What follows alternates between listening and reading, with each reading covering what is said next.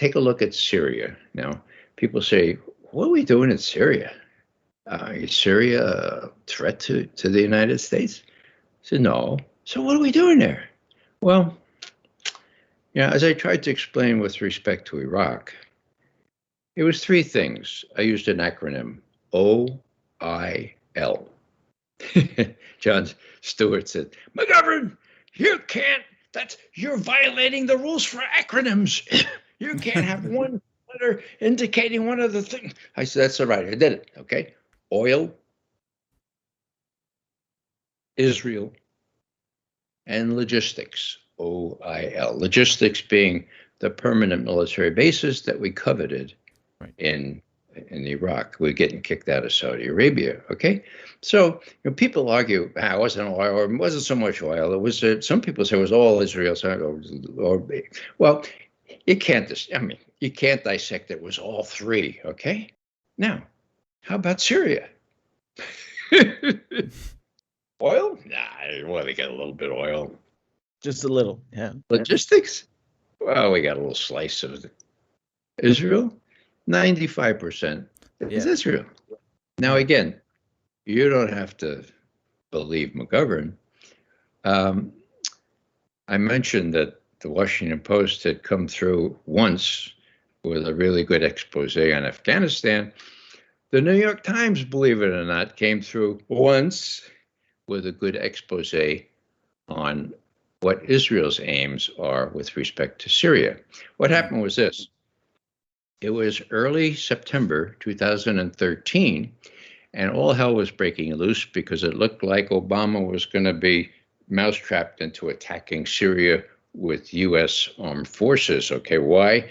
Because of a false flag sarin attack outside Damascus, blamed on Bashar al-Assad, but really due to the rebels. Okay, so a woman named Jody Ruderman, who was she was the New York Times bureau chief in Jerusalem.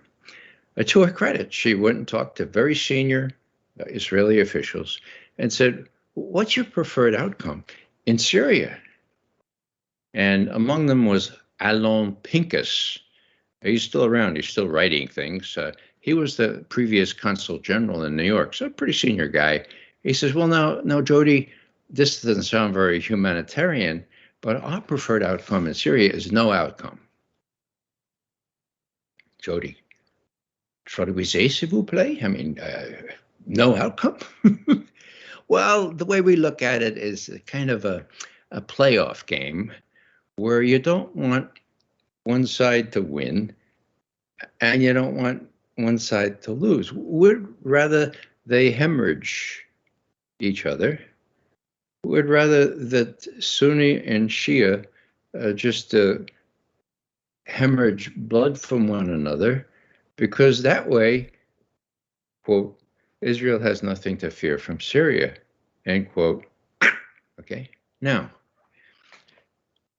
wonder of wonders, Jody Ruderman filed that story, and on the 6th of September, 2016, it became the lead story on page 1 of the New York Times. Now, how do I explain that? Well, I'm from New York, and I know how high-level muckety-mucks go out to the Hamptons to drink martinis for Labor Day and usually slough off into the rest of the week. So the censors were probably sipping martinis in East Hampton or playing a round of golf where I used to caddy, and she got that thing through. Look it up. September 6, 2013. This is what the Israelis said, okay? And that's how they look at Syria. As long as there's bedlam in Syria, you can't get arms through to Hezbollah. You can't do that shit, you know? So anyhow, Israel is a very important factor here, and it's not to be discussed in polite company, but we could do that here because we can be impolite, right? Yes. Absolutely. Yeah. My mother is Syrian. I'm born in Damascus, but, my mother's side is Christian, actually. It's a minority in Syria. So it's everything what you just said, really. It's exactly the equation, It's all about stopping, as you said, arms going to other, various factions and resistance movements. And as you said, they want to keep it in chaos. I think prolonged chaos. It's really no outcome is the best outcome. That's it. Keep the U.S. engaged. How we justify having armed forces in the north part of Syria stealing what little oil the Syrians have. I mean, nobody knows about this. I guess that's not how we justify it, but how we get away with it. That's it. So this is an important factor. It's not the only factor, obviously, but you ask why the Muslims hate us. Well,